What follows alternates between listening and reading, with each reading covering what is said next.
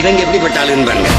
வெம்பாடுபட்டு நம்ம ஆத்தான பெச்சு தப்ப பெரிய விதைய வச்சு நெல்ல கொண்டாந்து அறுவடை செஞ்சு கொண்டு வந்துடும். அரசு கொள்முதல் பண்ணிக்கிட்டோம். அரசு கொள்முதல் பண்ணி எங்க வைக்க தெரியுமில்ல? தரையில போட்டுருது. 3 கோடிக்கு தார்பாய். இதான் பெரிய நலத்திட்டம். பெரிய நலத்திட்டம். ஒரு மாவட்ட தலைநகர்ல கூட உணவு சேமிப்பு கிடங்கு கட்ட முடியாத இவர்கள் உனக்கு என்ன செய்வார்கள் என்றுவார். இவர்களை நம்பி நீ ஓட்ட போட்டிருக்க.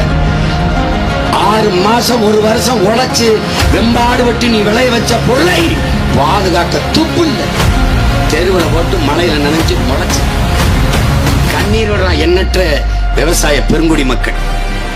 ஆனால் டாஸ்மாக் சரக்கை பாதுகாக்க பெரிய குளம், குளிரூட்டப்பட்ட அறை, திருடிடக்கூடாது கண்காணிப்பு கருவிகள், சிசிடிவி கேமரா, காவலர்கள் பாதுகாப்புக்கு இந்த நாடு எங்க போயிட்டு இருக்குன்னு பாரு.